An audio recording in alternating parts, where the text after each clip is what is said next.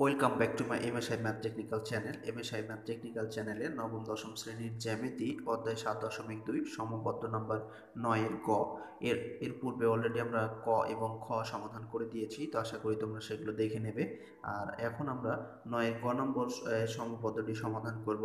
তো অনেকেই জানতে চেয়েছেন 7.2-এর জ্যামিতিগুলো যেন সমাধান করে দেই, তো সেই জন্য মূলত শুরু করেছি। তো এখানে 9-এর গয়ে যে জ্যামিতিটি আছে, যে তিনটি বাহুর দৈর্ঘ্য 3.2 সেন্টিমিটার, 3 সেন্টিমিটার, 3.5 সেন্টিমিটার এবং দুইটি কর্ণ আছে এখানে। একটা হচ্ছে 2.8 এবং আরেকটি হচ্ছে 4.5 সেন্টিমিটার। চতুর্ভুজটি আঁকতে হবে। তো এটি খুবই সহজ। এই ধরনের পরিমাণ দিয়ে যদি আমাদের কোনো পরীক্ষায় জ্যামিতি আসে, তাহলে আমরা খুব সহজেই কিন্তু অঙ্কন করতে পারি।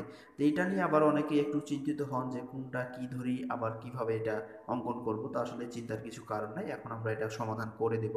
তো বিশেষ নির্বাচনটা আমরা সময়ের সাপেক্ষে লিখে রেখেছি, যে মনে করি যে কোনো চতুর্ভুজের তিনটি বাহু যথাক্রমে এ সমান 3.2, বি সমান 3 সেন্টিমিটার, সি সমান 3.5 সেন্টিমিটার এবং দুটি কর্ণ ডি সমান 2.8 এবং ই সমান আমরা 4.5 সেন্টিমিটার দেওয়া আছে। চতুর্ভুজটি আঁকতে হবে। এটা আমরা লিখে নিয়েছি যেন তোমাদের সুবিধা হয় বা তোমরা সহজে এটা শর্ট সময়ের মধ্যে করতে পারো, সেজন্যই। তো এই কথার উপর ভিত্তি করে আমরা এখন রেখাগুলো নেব।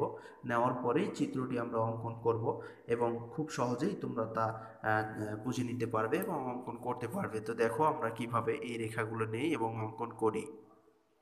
তো প্রশ্নের আলোকে আমরা এখানে এই এই যে রেখাগুলো আমরা নিয়েছি, যে এ সমান 3.2, বি সমান 3 সেন্টিমিটার, আর সি সমান 3.5, আর ডি সমান দুইটি কর্ণ, এই দুটি কর্ণ, ডি একটি কর্ণ এবং ই একটি কর্ণ। তো এখানে ডি সমান 2.8 এবং ই সমান 4.5 সেন্টিমিটার। এগুলো আমরা স্কেলের যে আমরা নিচে আমাদের এখানে দুইটি চিহ্ন আছে, যে এই স্কেলে আমাদের এখানে তোমরা দেখতে পাচ্ছ যে এই স্কেলে এই বড় দাগ, এই বড় দাগ অঙ্কিত যে অংশগুলো, এটাকে ইঞ্চি মিটার বলা হয়। আর যে এই যে ছোট দাগ অঙ্কিত অংশটি, এটিকে বলা হয় আসলে সেন্টিমিটার। তো এই সেন্টিমিটারের মাপ অনুযায়ী আমরা নিয়েছি। তোমরা দেখো এখানে প্রথমটা আমাদের ছিল 3.2, তো এখানে 3.2 নিয়েছি। এরপরেরটা ছিল আমাদের 3 সেন্টিমিটার, তো এখানে দেখতে পাচ্ছ তোমরা যে 3 সেন্টিমিটার নিয়েছি। এরপরেরটা আমাদের ছিল যে 3.5, তো এখানে 3.3.5 নিয়েছি আমরা, এখানে তোমরা দেখতে পাচ্ছ।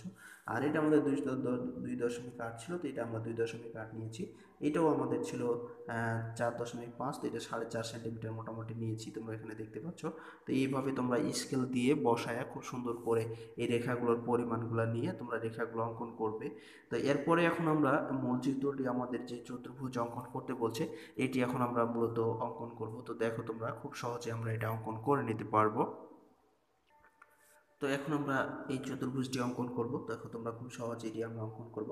তো আমরা যে কোনো একটা রেখাংশ নিব। আমরা এখানে যে কোনো একটা রেখাংশ নিলাম, এটার নাম দিয়ে দেব আমরা বি এবং ই। তো এখানে আমরা লিখে দিচ্ছি যে বি এবং ই। আমরা যে কোনো রেখাংশ নিলাম এবং এটার নাম দিয়ে দিলাম বিই। এই বিই রেখাংশ থেকে কর্ণ সি এর সমান করে আমরা এই রেখাংশ থেকে বিসি অংশ কেটে নেব। তো দেখো তোমরা, আমরা কর্ণ সি এর সমান করে কাটছি। তো এখানে সি এর কর্ণ সি এর সমান করে আমরা এখানে কেটে নিলাম যে বিসি, এটা আমরা কেটে নিলাম। তো এখানে কর্ণ সি এর সমান করে বিসি রেখাংশ কেটে নিলাম। এবার বিসি রেখাংশের বি ও সি বিন্দুকে কেন্দ্র করে যথাক্রমে এ ও বি এর সমান ব্যাসার্ধ নিয়ে দুইটি বৃত্তচাপ অঙ্কন করব। তো এখন আমরা এ এবং বি এর সমান করে দুইটি বৃত্তচাপ অঙ্কন করছি। দেখো এখানে এ, আমরা এখানে এ এ নিলাম একটা, এবার বি এর সমান ব্যাসার্ধ নিব। তো দেখো তোমরা, তো বি এর সমান আমরা এখানে আরেকবার ব্যাসার্ধ নিচ্ছি। বি এর সমান করে নিয়ে আমরা সি বিন্দু থেকে এই দিকে একটা বৃত্তচাপ অঙ্কন করব। তো এরা পরস্পর মনে করলাম এ বিন্দুতে ছেদ করলো। তো এখানে আমরা নাম দিয়ে দেব এ বিন্দু। এখন আমরা কি করব, এসি এবং বিসি, এসি এবং এ বি যোগ করে দেব। খুব সহজ, তোমরা যদি মনোযোগ সহকারে দেখো তাহলে অঙ্কন করতে পারবে। তো আমরা এখানে দুইটা যোগ করে দিচ্ছি। এই দুটো আমরা যোগ করে দিলাম, এ বি এবং এসি। এ বি এবং এসি আমরা কী করলাম, যোগ করে দিলাম। এরপরে আমরা আবার কি করব, এবার বি এবং এ কে কেন্দ্র করে, অর্থাৎ আমরা বি এবং এ কে কেন্দ্র করে যে পাশে বিন্দু আছে এর বিপরীত পাশে আবার দুটি বৃত্তচাপ অঙ্কন করব, একটা সি এবং ডি এর সমান ব্যাসার্ধ নিয়ে। তো আমরা এখন সি এবং ডি এর সমান ব্যাসার্ধ নিই। তো আগে আমরা ডি এর ব্যাসার্ধটা নিব, তাহলে আমাদের এটা খুব সহজ হবে। তো এবার আমরা এই বৃত্তচাপ দুটি নেব। তো এবার ডি ও সি এর সমান ব্যাসার্ধ নিব, অর্থাৎ এবার প্রথমে আমরা ডি এর সমান ব্যাসার্ধটা নিব। তো ডি এর সমান ব্যাসার্ধ নিলাম, এখান থেকে আমরা এই ডি এর সমান ব্যাসার্ধ নিয়ে আমরা এই পাশে একটা বৃত্তচাপ অঙ্কন করব। তো এই পাশে আমরা ব্যাসার্ধ নিলাম, এর বৃত্তচাপ নিলাম। এবার সি এর সমান ব্যাসার্ধটা নিব আমরা। এটি তোমরা দেখো, খুব মনোযোগ সহকারে দেখলে তোমরা এটা খুব সহজে করতে পারবে। এখানে একটু জটিলতা আছে, সেটা হলো যে এই যে আগে আমরা ডি এর সমান ব্যাসার্ধটা নিলাম এবং সেটা এ কে কেন্দ্র করে এবার এখান থেকে নিলাম একটা। তো মনে করলাম এরা পরস্পর ডি বিন্দুতে ছেদ করলো, তো আমরা এটার নাম দিয়ে দেব ডি বিন্দু। এটা ডি বিন্দুর নাম দিয়ে দিলাম। এবার আমরা কি করব, সবগুলাকে যোগ করে দেব। তো প্রথমে আমরা এডি যোগ করে দেই। যেহেতু দুইটি কর্ণ ছিল সেই জন্য মূলত আমরা এই কাজটি করলাম। তো এখানে আমরা এবার কি করলাম, এডি যোগ করে দিলাম। এডি, এবার বিডি যোগ করে দাও। আমরা এখানে এবার বিডি যোগ করে দিচ্ছি। দেখো তোমরা খুব সহজে আমরা বিডি যোগ করে দিলাম এবং এবার সিডি যোগ করে দেব। তো এখানে আমরা সিডি কি করলাম, যোগ করে দিলাম। এইটি ছিল মূলত আমাদের আজকে এই যে চতুর্ভুজ অঙ্কন। তো প্রথমে আমরা নিয়েছি এটা এ বাহু, এটা হচ্ছে বি বাহু, এটা সি এবং এটা হচ্ছে ডি। এই ছিল মূলত আমাদের এই চতুর্ভুজটি অঙ্কন। তো যদি তোমরা এটির বর্ণনা লিখতে চাও তাহলে কিভাবে বর্ণনাটি লিখবে, খুব সহজে এই বর্ণনা দেওয়া যায়। আমরা বর্ণনা দিব এইভাবে, যে কোনো রাশি বিই নেই, বিই রেখাংশ থেকে কর্ণ ই এর সমান করে বিসি রেখাংশ কেটে নেই। বিসি রেখাংশের বি ও সি বিন্দুকে কেন্দ্র করে যথাক্রমে এ এবং বি এর সমান ব্যাসার্ধ নিয়ে বিসি এর একই পাশে দুইটি বৃত্তচাপ আঁকি। মনে করি বৃত্তচাপ দুটি পরস্পর এ বিন্দুতে ছেদ করে। এখন এ বি এবং এ সি যোগ করি।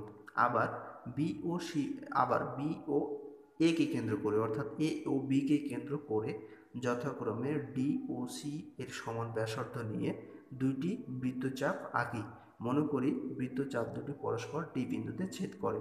এখন বিডি, এডি ও সিডি যোগ করি, তাহলে এ বি সিডি একটি উদ্দিষ্ট চতুর্ভুজ। এটি ছিল আসলে মূলত বর্ণনা। তারপরও যদি তোমাদের সমস্যা মনে করো তাহলে তোমরা, আমি বর্ণনাটি লিখে দিচ্ছি, তোমরা এখান থেকেও নিতে পারো। এখানে অঙ্কনটি লিখে দিয়েছি, তোমরা তোমাদের সুবিধার জন্য তোমরা এখান থেকে নিতে পারবে। যে কোনো রাশি বিই থেকে ই এর সমান ব্যাসার্ধ নিয়ে বিসি রেখাংশ কেটে নেয়।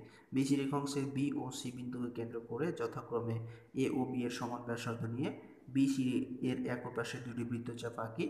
মনে করি বৃত্তচাপ দুটি পরস্পরের বিন্দুতে ছেদ করে। এখন A B O A C যোগ করি। আবার বি ও এ, অর্থাৎ এ ও বি কে বিন্দুকে কেন্দ্র করে যথাক্রমে সি ও ডি এর সমান ব্যাসার্ধ নিয়ে যে পাশে এ বিন্দু অবস্থিত এর বিপরীত পাশে দুটি বৃত্তচাপ আঁকি। মনে করি বৃত্তচাপ দুটি পরস্পর ডি বিন্দুতে ছেদ করে। এখন বিডি, ডিসি ও এডি যোগ করি, তাহলে এবিসিডি একটি উদ্দিষ্ট চতুর্ভুজ। এটি ছিল মূলত এই চতুর্ভুজের বর্ণনা। তো আশা করি তোমরা এখান থেকে নিতে পারবে, এখান থেকে তোমরা এই বর্ণনাটি নিয়ে নিতে পারবে। তো ধন্যবাদ এতক্ষণ ধৈর্য সহকারে ভিডিওটি দেখার জন্য তোমাদের অসংখ্য ধন্যবাদ জানাচ্ছি। যদি তোমরা এখান থেকে কিঞ্চিত পরিমাণ উপকৃত হয়ে থাকো তাহলে অবশ্যই তোমরা এই ভিডিওতে একটি লাইক দিয়ে কমেন্ট বক্সে তোমাদের মতামত জানিয়ে চ্যানেলটি সাবস্ক্রাইব করে না থাকলে সাবস্ক্রাইব করে সবার মাঝে শেয়ার করবে, এটুকু তোমাদের কাছে প্রত্যাশা। এবং নিয়মিত এমএসআই ম্যাথ টেকনিক্যাল চ্যানেলে যদি তোমরা থাকো বা ম্যাথ টেকনিক্যাল চ্যানেলের সঙ্গে থাকো তাহলে তোমরা যে কোনো ধরনের সমস্যা কমেন্ট বক্সে লিখে জানালে আমরা সেটা সমাধান করার চেষ্টা করব। যে কোনো ধরনের জ্যামিতি, যে কোনো ধরনের অঙ্ক এবং সব ক্লাসের অঙ্ক, যে কোনো ক্লাসের অঙ্ক তোমরা এখান থেকে পেয়ে যেতে পারবে। তো আশা করি তোমরা এই বিষয়গুলো মাথায় রাখবে এবং খুব সুন্দরভাবে এইগুলো সমাধান করার চেষ্টা করবে এবং এমএসআই ম্যাথ টেকনিক্যাল চ্যানেলের সঙ্গে থাকবে।